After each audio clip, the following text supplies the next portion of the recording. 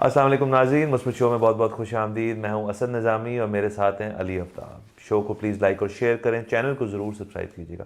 Sir जी कैसे हैं? Sir आपने देखा है कि थोड़ा सा ऑडियो के चैनल में मसला था कि लेफ्ट और राइट हो रहा था, लेकिन आपके भाई ने अकेले प्रोडक्शन संभाल लिया। सर क्या बात है, लेकिन हम मल्टी फैसेटेड किस्म के टैलेंटेड लोग हैं। और ये लेफ़्ट और राइट का देखें कि ये भी समझा जा सकता है कि एक बंदा जो है उधर लेफ़्ट की बात कर रहा है, एक बंदा उधर राइट की बात कर रहा है, ये हमने टच दी है। वाह, तो हमारी हर चीज में सिंबलिज्म है। आगे चलते हैं। वाह। सियासत के अंदर बहुत पुरजोश किस्म का माहौल बना हुआ है और इलेक्शन बहुत करीब हैं। इलेक्शन हो रहे हैं और काजी फैज़ा ने इलेक्शन का ठप्पा लगा के वो छुट्टियों पे गए हैं। उसके अलावा जो ईसीपी की तरफ से वोटर टर्नआउट की एक्सपेक्टेशन है वो तकरीबन है कुछ 13 करोड़ रुपए, 13 करोड़ सॉरी बंदे, सो जो कि बहुत अच्छी है। अब उसमें से कितने लोग दिन उस डे पे निकलते हैं या नहीं निकलते वो अलग बात है। ज़ाहिर है ठंड भी बहुत होगी, लोग डर रहे हैं इससे। अच्छा, नून लीग की तरफ से जी। और उसमें यह है कि उम्मीद कर रहे हैं इस वक्त जो छाए हुए हजरात हैं कि टर्नआउट कम हो, क्योंकि टर्नआउट ज्यादा का मतलब है कि जो वो नहीं चाहते लोग निकले वो निकल आए हैं, वो उस साइड वाले लोग। साइड वाले निकले, लेकिन उनके लिए देखें जो उस साइड वाले हैं उनके लिए तो ज़्यादा बेहतर नहीं कि वो निकले ही ना। लेकिन निकला है तो मजा आ जाएगा ना। मतलब वो अगर वो मेरा ये ख्याल है निकलना तो उनका बनता है। मतलब अंडरवेयर में रौनक तो लगे ना। ठीक है, चलें ये तो देखते हैं। निकले ना निकले वो तो आने वाले दिन तो पता चलेगा। कोई निकलने ना दे वो एक अलग बात है। लेकिन मुझे ये पता है क्या लगता है कि बहुत ज्यादा रोका भी नहीं जा सकता। मतलब नहीं, उसका नहीं हो सकता। वो जो होता है ना कि पंक्चर जो है ना वो 35 की लगते हैं, इससे ऊपर नहीं लग सकते। या तो अच्छा, इसमें मेरा एक टेक ही है जिसपे मेरा शायद पलटा खा जाए, जहाँ भी मैंने सोचा है वोट डालने का। अगर वो निकला है और ढेर सारे उनकी ऑर्गेनाइजेशनल स्किल्स इस कदर हैं कि वो अभी बिल्कुल छुप के बैठे हैं, वो कहेंगे तानू असी दसांगे इलेक्शन डे पे, फिर कुछ भी हो सकता है। फिर मेरे ख्याल में लोग ना मोटिवेट हो जाएंगे खबरें देख देख के, यार इतना बंदा आ गया, या इलेक्शन डे पे देखेंगे इतना उनका बंदा आ गया तो चलो हम भी कर लें, कुछ होने लगे। अच्छा बारह तो यहाँ पे ये तो होता है ना कि हवा कितनी चल हवा किधर चल रही है, और ये हवा मेरे ख्याल में इस वक्त घूम रही है। तो Whirlwind। हाँ। तो जी नून लीग की तरफ से कुछ दो खबरें हमारे पास हैं। पहली खबर ये कि रोज़गार, सस्ती बिजली, गैस, नून लीग का नॉन काती इंतखाबी एजेंडा तैयार। अच्छा, ये जो है ना नॉन इकाती एजेंडा, इसमें से तीन तो ये आपने बता दिए। अच्छा, इसमें रोजगार बिल्कुल ठीक है, सस्ती बिजली बिल्कुल ठीक है। ये जो गैस है ये इनका क्या प्लान है? मूली वाले पराठे? मतलब पूरी दुनिया में अब मतलब इंग्लैंड वगैरह में आपको पता है कि वो हुकूमतें इनकरेज क्या कर रही हैं कि जी आप ऐसा करें, आपका जितना हीटिंग का निज़ाम है आप उसको गैस से सोलर पे, बिजली पे ले जाएं, तो आपका जितना खर्चा आएगा ना उसका आधा हुकूमत दे देगी।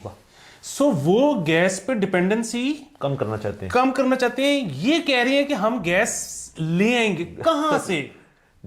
सर मुझे तो हमेशा से ये कहा जाता था, वही बुजुर्गान, कि यार जो मर्जी हो जाए ना, गैस नहीं मुकनी कभी भी। इतनी गैस है, इतनी गैस है, लेकिन अगर इतनी गैस है तो पहुंचती क्यों नहीं करो तक? हाँ नहीं, वो गैस नहीं है। और अब तो हमारे एक तो हमारे वो लॉन्ग टर्म मुआहदे नहीं होने दिए जाते। वो जो नई हुकूमत आती है वो कहती है पिछले ने कोई ना कोई करप्शन की थी होनी है। अच्छा, वो ख़त्म कर देते हैं। अब वो पूरी इंटरनेशनल मार्केट का भी हमारे पे से एतबार ही उठ गया। सो अब तो होता ही ये ऊपर से पता है मार्केट में आपने कोई लॉन्ग टर्म प्लान वो कर भी लिया है ना, वो देखते हैं कि अच्छा ये लॉन्ग टर्म जो मुआहदा था इसको तोड़ने की पेनल्टी कितनी पड़ेगी। अच्छा, वो पेनल्टी देने के बाद भी नई प्राइस पे हमें प्रॉफिट हो रहा है। वो कहते हैं चुको बोरिया बिस्तरा। सो इतने ज्यादा गंभीर मसाइल है। गैस पे तो डिपेंडेंसी पता नहीं कैसे। और नए जो घर बना रहे हैं ना लोग, मेरा तो उनको मशवरा ये है कि एक पाइप जो बाहर से अंदर आना है उसको कम करें, गैस का ना ही दें, दें ही ना, सिलेंडर अरेंज करें या फिर इलेक्ट्रिक उस पर जाएं। और गैस तो देखें जो नए फेजेस सारे डेवलप हो रहे हैं, हाउसिंग सोसाइटियाँ डेवलप हो रही हैं, गैस तो यहाँ पे बिल्कुल एंड में जाके आती है। वो हमने लास्ट ही अपने किसी शो पे बात की थी कि जो चैंपियन ने खुद ही अपनी गैस लाइन खींच ली थी। कमाल है। और उसके साथ साथ वैसे अगर आप कस्टमर का पल्स देखना चाहें ना तो आपको ज़्यादा दूर जाने की जरूरत नहीं, आप आबद मार्केट चले जाएं। वहाँ पे इस वक्त बड़ी ज़बरदस्त किस्म के आपके पास स्टैंड वाले इलेक्ट्रिक बर्नर्स आए हुए। पहले तो आती ना एक हॉट प्लेट टाइप होती थी, अब वो डबल वाले भी आ रहे हैं और उसके ऊपर आप पूरी पूरी आप देखें बना सकते हैं। वो इतने कामयाब है, 2-2 हज़ार वाट वाले हैं जी। तो लोग कुकिंग भी जो है, जिनके घरों में गैस नहीं आई, कुछ तो करना है उन्होंने, तो उनकी बहुत सेल हो रही है, मैंने पता किया। ज़बरदस्त। और वो जाहिर है, अब पता है यकीनन उसका बिजली का बिल से लोग घबरा रहे होंगे, उनका बनता है घबराना, लेकिन आहिस्ता आहिस्ता ना मुझे लगता है कि कुछ जिद्दत आएगी और बनाने वाले ना उसको भी कम किसी तरह करते चले जाएंगे। एक तरीका तो है ना उसमें ये है कि फ़र्ज़ करें उसके ऊपर ना, मैंने देखा ना, उसके ऊपर वो जैसे चूल्हे की नॉब नहीं होती, उस पर नॉब लगी हुई है, तो वो ये नहीं कि 2000 वाट पे चलना है भाई। आपने अगर पानी उबालना है तो वो तो 750-800 पे भी शायद हो जाता है, 900 पे भी हो जाता है। आप 900 पे सेट कर दें, जब ऐसे 900 रीच कर लिया वो ट्रिप कर जाता है, तो उसके अंदर क्योंकि हीट रहती है ना, वो इमिट कर रहा होता है, वो तो अंदर कोयल लगी होती है। और अगर आपने को जो खाना हीट ज़्यादा मांगता है उसको 2000 पे कर दो, जब वो 2000 रीच कर जाएगा वो ट्रिप कर जाएगा। तो टेक्नोलॉजी तो आहिस्ता आहिस्ता इसमें बेहतर हो रही है। गैस में इस तरह की कोई चीज़ नहीं है, गैस में सस्ती थी तो ना। चली जानी है।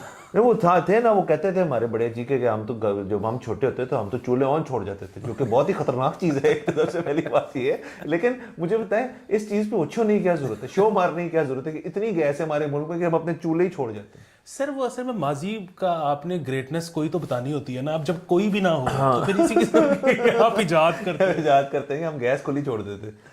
चलें कोई नहीं, ये लेकिन नून लीग पे वापस आते हैं, तो ये तो देखें ना, ये तो सियासी किस्म के नारे जो हैं, ये तो हर पॉलिटिकल पार्टी जो है अपना 9 नकाती एजेंडा, 10 नकाती एजेंडा सब ले। असल में बात पता है क्या है, जो मैं वोटर से अगर मुखातिब हो सकूं, वो ये कि अगर तो ये वेबसाइट्स पे उनकी अपनी पार्टी की पब्लिश हो रही है ना चीज़ें, सारी तमाम सियासी पार्टीज़ के लिए, इस दफ़ा एक एक्सरसाइज करें जो हर शहरी को करनी चाहिए, हर शख्स को करनी चाहिए पाकिस्तान में, कि वो उनका जो एजेंडा, इतना टाइम नहीं लगता, आप उसको पढ़ लें या उसको सरसरा सा पढ़ लें और सामने रख लें जी 3-4 पार्टियां या 5 पार्टियां जौन सी आपको पसंद आती है, जिनका एजेंडा मैनिफेस्टो पसंद आता है, आप उसके पे जाके वोट दे दें, जो हमेशा तरीका है वोटिंग का।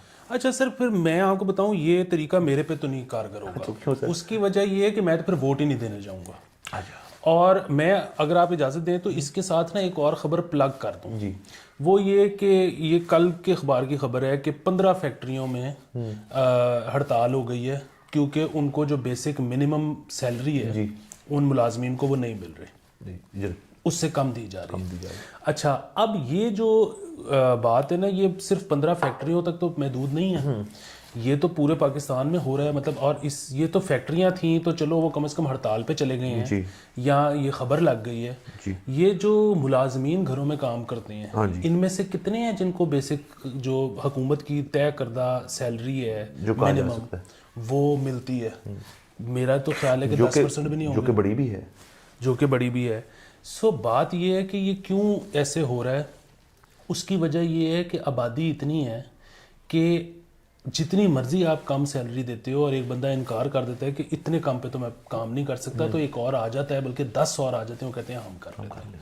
ठीक है, ये अच्छा, अब अगेन इस पे सब लोग ये कहेंगे और उनकी बात ठीक है कि जी ये तो हुकूमती फेलियर है अगर वो इंश्योर नहीं कर सकता बेसिक सैलरी, ये बिल्कुल है। लेकिन ये बहरहाल ये दो अलग-अलग मसले हैं जिनको साइमल्टेनियसली डील करना पड़ेगा। एक हुकूमत की रेट के वो ये इंश्योर नहीं करा सकती, और दूसरा हमारी जिस तनासुब से आबादी बढ़ रही है वो। अब हम चलते हैं वापस पिछली वाली खबर पे। इस पे मैं एक पॉइंट अगर ऐड कर दूं, बिल्कुल प्लीज, कि मुझे फिर बताएं कि जो आपके डेली वेजर्स होते हैं, जो लेबरर्स होते हैं, एक तो ये बात कही जाती है कि जी के लेबर फोर्स जो हमारी है स्किल्ड लेबर, मतलब ये भी देखना कारपेंट्री जो है, इलेक्ट्रिशियंस जो हैं, ये सारे स्किल्ड लेबर हैं। अगर आप अभी जाएं और आपके घर में वो काम है, आपको इतनी जल्दी मिलेंगे नहीं, आपको मिलते नहीं। इसका मतलब है एम्प्लॉयड तो वो हैं, दिहाड़ी पे हों, डेली वेजेस पे हों, लेकिन वो काम तो कर रहे हैं। अब सिस्टम उन्होंने शायद ये सेट किया हुआ है कि वो जाके अपनी डिमांड करते हैं कि जी मेरे इतने हैं तो आप इतने दे दें मुझे। तो उनके लिए तो ठीक है, वो अपनी जो उनको उन्होंने इकोनॉमिक्स अपनी की हुई है जाती, वो उसके मुताबिक चलते हैं। लेकिन आपकी बात उस हद तक ठीक है जो घर के स्टाफ है, अब उसमें मेरे ख्याल में जो स्किल्ड से स्किल्ड लेबर है वो शायद आपका ड्राइवर है। उसकी वाहिद वजह सिर्फ ये है कि आपने उस एक शख्स को जिसकी तनख्वाह आपने लेट से रखी हुई है 20,000 रुपये रखी, 25,000, आपने उसको 60 दी हुई 60 लाख रुपए की गाड़ी, तो उसकी रिस्पॉन्सिबिलिटी का एंगल बहुत ज़्यादा बढ़ जाता है। तो वो बंदा सिर्फ घर के अंदर वो स्टाफ मेंबर शायद कैसे था जी मुझे 20 में नहीं गुजारा, मुझे 30-35 दें आप, और उस पर जाके फिर आप मिनिमम वेज वाली चीज़ पूरी कर लें।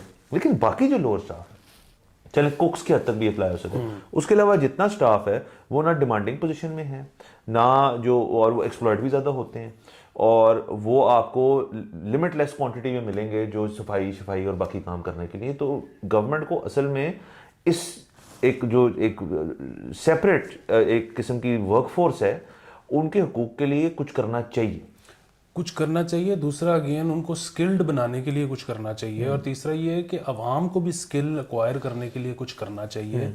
क्योंकि उसकी वजह ये है कि जो आप स्किल्ड की बात कर रहे हैं ना, जिसके पास स्किल है कोई भी है, वो नहीं पकड़ा जाता, उसकी बेसिक सैलरी के मसाइल नहीं है। वही मैं कह। अच्छा, यहाँ पे मैं आपको एक और बात बताऊं कि यहाँ पे जो लोग कहते हैं ना कि हमारे पास काम नहीं है, ठीक है। अच्छा, एक तो है कि वो कुछ लोग कहते हैं कि यार जितना हम काम करते हैं ना उस लिहाज से हमें ज्यादा पैसे मिलने चाहिए उससे जो हमें मिलते हैं। अच्छा, उनमें तो मैं भी शामिल हूँ कि मेरा ख्याल है कि मुझे भी ज्यादा पैसे मिलने चाहिए, लेकिन ये होना चाहिए ख्याल सबका, बिल्कुल। लेकिन जहां तक ये बात है ना, जो लोग कहते हैं कि हमारे पास काम नहीं है, जो ये कहता है ना, बहुत माजरत के साथ, या उसके पास स्किल नहीं है और या फिर उसके एटीट्यूड का कोई प्रॉब्लम है। वरना जिसको काम आता है ना भाई, इधर तो बंदा मिलता ही नहीं है। नहीं मिलता, किसी भी छोटी चीज़ का नहीं मिलता। और ये तो देखे ना, बहुत सारी ऐप्स बन गई थी और बहुत सारी सर्विसेज आ गई थी कि जी ये वन ऐप के अंदर आप इलेक्ट्रिशियन, प्लम्बर, कारपेंटर, कोई भी काम जो है घर के ऊपर करवा लें। लेकिन वो सारी फेल इस वजह से हुई हैं कि वो बंदा जो है वो उनका पक्का एम्प्लॉय रह ही नहीं सकता, वो उतने पैसे कमा ही नहीं सकता वहाँ से। मेरे ख्याल में सबसे दुनिया का आसान काम सीखना जो है ना, वो एसी की इंस्टॉलेशन और सर्विसिंग है। हाँ, और आपको वो ठीक नहीं मिलता। और जिसको आता है उसको कभी आपने देखा है कि वो एक एसी फिट कर रहा होता है और 32,000 फोन आ रहे होते हैं और वो उठा नहीं रहा होता कि वो काम कर रहा हूँ। अच्छा, हाँ बिल्कुल जी। इस पे ये भी कि मेरे कुछ जानने वाले जो हैं वो अब उन्होंने ना खुद तजर्बे करना शुरू कर दिए। अब वो इस चीज़ से तंग आके ना वो आधे पौने इलेक्ट्रिशियन भी बन गए हैं, वो आधे पौने प्लम्बर भी बन गए हैं। तो इसका मुस्बत पहलू मैं जो निकाल रहा हूँ इस वाली बात से हमारा ये है कि शायद इस किल्लत से लोग खुद स्किल सीख रहे हैं। आपने जैसे खुद फरमाया कल परसों के यूट्यूब पे कौन सी ऐसी चीज़ें जो आप नहीं खुद सीख सकते। मतलब आपका सिंक है, उसमें पानी खड़ा हो जाता है, बड़ी आसान सी चीज़ है, उसको नीचे खोलें, आप भी देखें उसके नीचे वो खोलें, उसके अंदर गंद फंसा होगा, साफ हो जाएगा। उसके लिए प्लम्बर बुलाने की ज़रूरत नहीं है, बड़े कामों के लिए आप बुलाएं। लेकिन आप अपना स्किल सेट अगर एनहांस कर लें, भाई स्विच खराब है, बल्ब चेंज करने, इसके लिए क्यों लोगों को बुलाने की जरूरत है? वो तो बिल्कुल। और दूसरा हम ये बात कर रहे हैं इस किस्म के कामों की, आप उस और ऊपर, मतलब खैर ऊपर नीचे क्या होता है, काम तो काम होता है। मसलन अब जिस तरह मेरा काम गाने बनाने का है या वीडियोस बनाने का है, मेरा प्रोडक्शन हाउस है। अच्छा, उसमें भी आप यकीन करें कि ये मैं इतना ज़्यादा सुनता होता था कि जी क्लाइंट बहुत बुरा होता है, क्लाइंट यूँ होता है, क्लाइंट वो होता है। अच्छा, और जाहिर है तंग करने वाले क्लाइंट होते भी हैं जी, लेकिन मैं अब इस नतीजे पे पहुंचा हूं कि क्लाइंट इतना बुरा नहीं होता जितना वेंडर्स ने उनको बना दिया। अच्छा, मुझे तो ये बात मैंने बड़ी लेट सीखी। मैं शुरू में तंग होता था कि वो किसी क्लाइंट ने मेरे से काम करवा लिया और पैसे नहीं दे रहा या आगे पीछे कर रहा है, या वो बेसिकली वो इस तरह तो वो कर भी नहीं सकते कि पैसे ना दें। वो बेसिकली काम करवा के उनको होता है कि यार ये अच्छा नहीं है, ठीक है। अच्छा, अब दो चीज़ें हो सकती हैं, या तो वो काम अच्छा है और या वो काम अच्छा नहीं है। अगर तो वो अच्छा नहीं है तो भाई आपने फिर वाकई अच्छा नहीं किया ना, तो दोबारा कर लो। अच्छा ठीक है, अगर आपको आता है तो आप इस पे घबराते ही नहीं हो। जब मुझे क्लाइंट आके कहते हैं ना कि जी ये काम अच्छा नहीं हुआ और मुझे पता होता है कि यार मैं वाकई मैंने ना चला दिया बस, तो मैं उसे कहता हूँ अच्छा यार चलो दोबारा कर लेते हैं। अच्छा, क्लाइंट हैप्पी।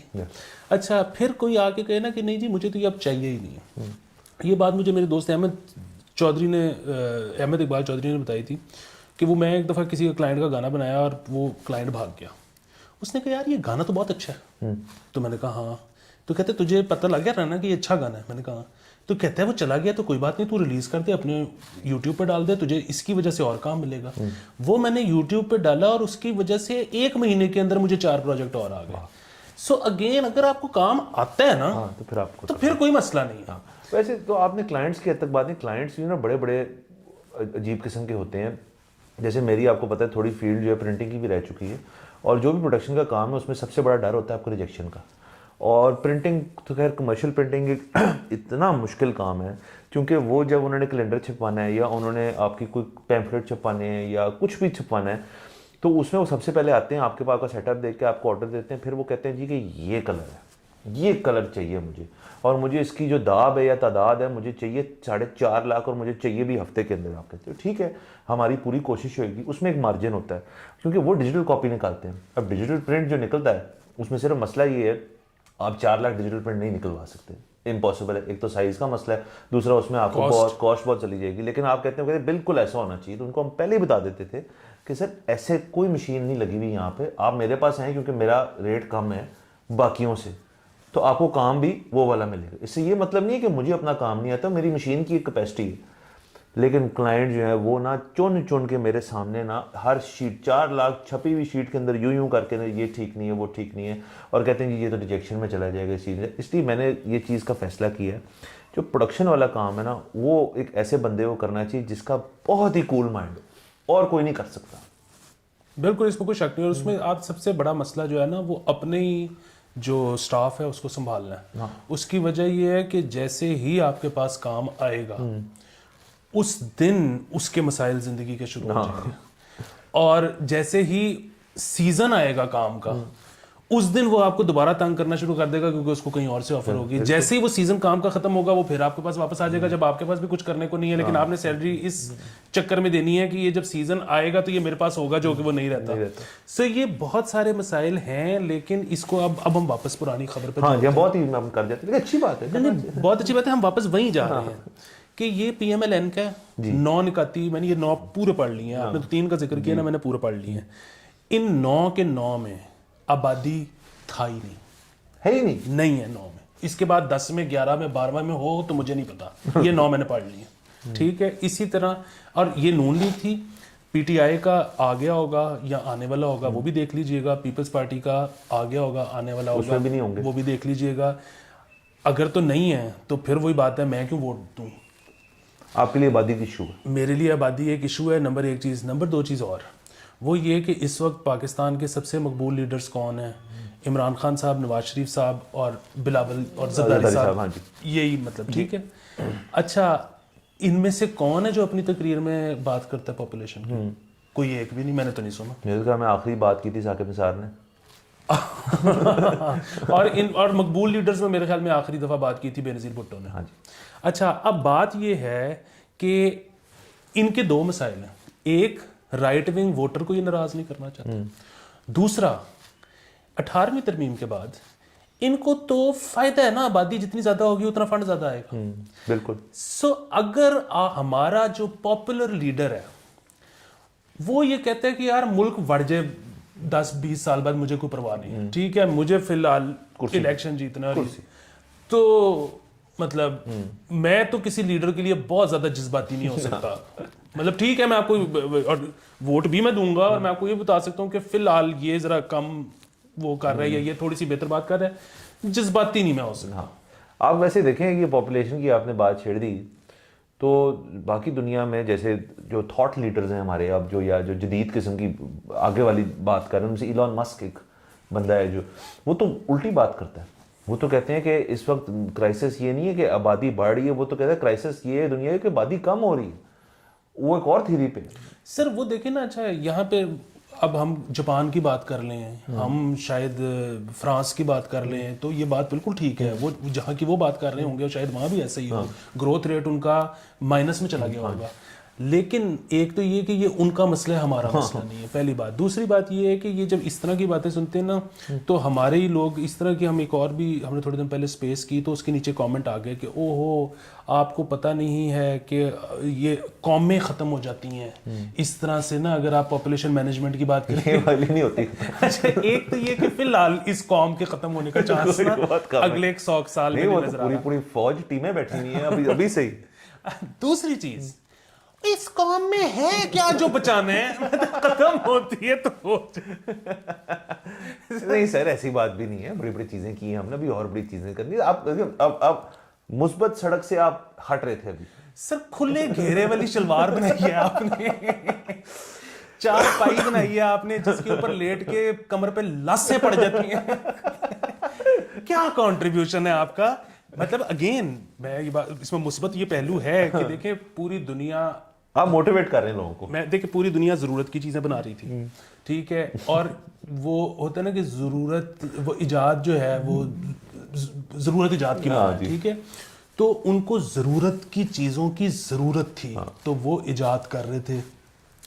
देखिए हमें अल्लाह ने सब कुछ दिया हुआ था हमें कुछ इजाद कर सरखेज जमीन, उसके ऊपर कल्टीवेशन करेंगे वो, और उनको कुछ नहीं दिया। हाँ, सो हमने जो है ना आर्ट की खिदमत की है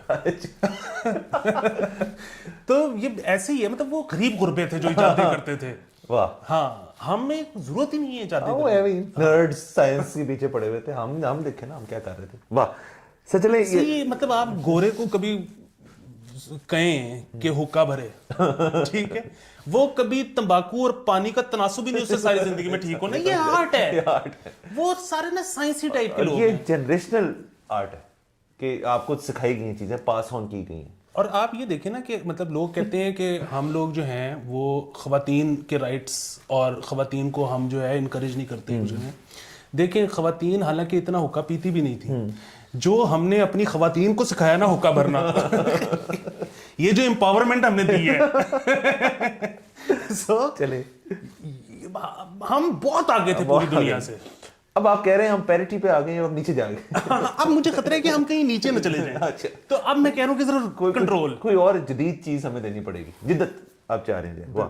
अच्छा, नून लीग के ऊपर बात हो रही, तो नून लीग की एक और खबर है, वो कहते हैं जी कि नून लीग के शहबाज शरीफ को कराची से इलेक्शन लड़ाने का फैसला है। अच्छा ये अगर कराची जाके नवाज शरीफ साहब ने बात की। वाह, सो ये ना कुछ अर्सा पहले कर लेते तो ये बड़ा अच्छा हो सकता था। ये अच्छा इस तरह से हो सकता था कि कराची वालों की ना बहुत फैसिनेशन है शहबाज शरीफ से, और आप कराची वालों की बात कर रहे हैं, पीपल्स पार्टी के अपने लोगों को ना एक लगता होता कि यार शहबाज स्पीड। अच्छा स्पीड बात ये है कि वो ना जब तक तो थे ना पैसे उधार आ रहा था, तो पैसे आ रहे थे, पैसे लग रहे थे, वो बल्ले बल्ले हो रही थी। अब जब पैसे मुक गए हैं ना, तो शहबाज स्पीड ने 1.5 साल में प्राइम मिनिस्टर बनकर दिखा दिया कि भाईजान पैसे होते हैं तो होता है, नहीं होता तो नहीं होता। सो अब मेरा नहीं ख्याल कि तजर्बा, लेकिन देखिए ना, वो पता है मेरे ख्याल में चाह क्या रहे हैं कराची वाले, अगर तो वो मान लेते हैं, उनको अपना लेते हैं, ये गलत है। वहाँ पे ज़ाहिर सीट लड़ेंगे, एमएनए की सीट लड़ेंगे, वहाँ पे एमएनए बन जाएंगे कराची से, यही वो वाली बात हो रही है ना। असल में शहबाज शरीफ साहब टेलर मेड हैं किसी भी सूबे के किसी भी जगह के चीफ मिनिस्टर बनने के लिए, क्योंकि वो उस काम में एक्सेल करते हैं। अब मुझे यकीन है नकवी साहब ने देखें लाहौर के अंदर कितना काम किया, ये सड़कें, आप चले खिलाफ हों उसके, लेकिन लोग पसंद करते हैं। तो उन्होंने कौन सा मॉडल आपके ख्याल में इख्तियार किया आते साथ के? शहबाज शरीफ उस्मान बुज़दार मॉडल तो नहीं उन्होंने किया ना इख्तियार। उन्होंने कहा है जो मियाँ साहब का मॉडल था ना, अब मैं वो उसके ऊपर चलूँगा, और उसमें आपको एक तो ये है जो दिखता है वो बिकता है, पॉपुलैरिटी भी है, सहूलत भी होती है लोगों की, जगह भी बन जाती हैं, उसके अंदर ट्रैफिक का निज़ाम भी बेहतर हो जाता है। तो शहबाज शरीफ साहब को तो मेरे ख्याल में अगर बनना भी चाहिए, कराची के चीफ मिनिस्टर बन सकते हैं। सर देखें जो नकवी की बात है ना, नकवी को मिली है बहुत इजी फील्ड, क्योंकि केयर टेकर हैं, पीछे खड़ी है एस्टेब्लिशमेंट, ठीक है। नकवी साहब ने सिर्फ आइडिया ही फ्लोट करना है, कराने वालों ने करा लेना, ठीक है। अच्छा ये इनको फ़ायदा होता था शहबाज शरीफ को नवाज शरीफ साहब की वजह से बहुत ज़्यादा। यहाँ पे आपको पता है कि कोई भी काम करना हो, किसी भी चीज़, आप सूबे के चीफ मिनिस्टर हों, वहाँ पे ब्यूरोक्रेसी से लेके, वहाँ पे ताजर कम्युनिटी से लेके, वहाँ पे हर्डल्स ही हर्डल्स हैं ना, मतलब बहुत मसाइल होते हैं यहाँ पे। और आपको पता है शहबाज शरीफ का जो काम करने का स्टाइल था वो क्या था कि बदतमीजियाँ, कि सुबह 6 बजे उठ के वो तो स्टाइल ही और था। अच्छा, आपके ख्याल में इस तरह का बंदा चल सकता है?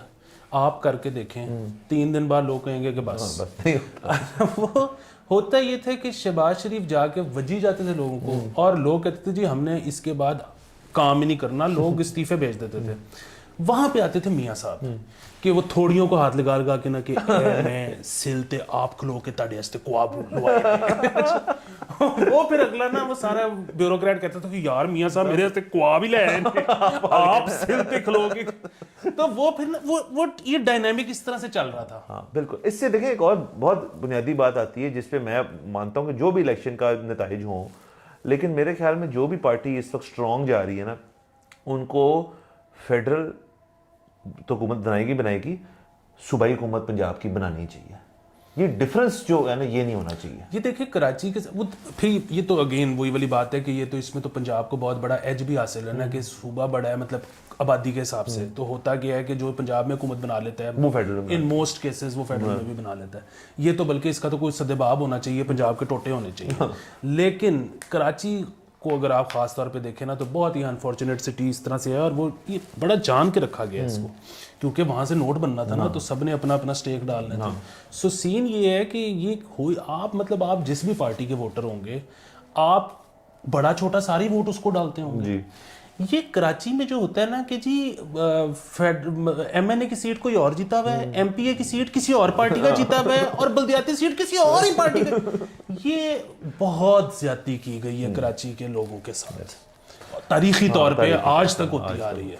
और वो देखो उस दिन मैं देख रहा था, वीडियो देख रहा था, किसी कराची आइट नहीं लगाई थी कि जब ये हमारा कैवलरी वाला पुल बना है ना, तो इसकी वीडियो कंपेयर टू जो उनका एक अंडरपास बना था, वाकई में बड़ी मायूस कुन सिचुएशन है। बहरहाल कोई जिम्मेदारी लेता है ना कि वो कहते हैं जी वो बल्दियात वाले का काम है, वो कहते हैं जी तो कराची में कहते हैं कि नए मनसूबे में जाके आप ईंट रख दें, 5 साल बाद वापस ईंट वहीं पड़ी होगी। अच्छा, बहरहाल वक्त खत्म हो जाता है इस एपिसोड। अगले एपिसोड में आपसे इंशाल्लाह फिर मुलाकात होगी। खुदा हाफिज़।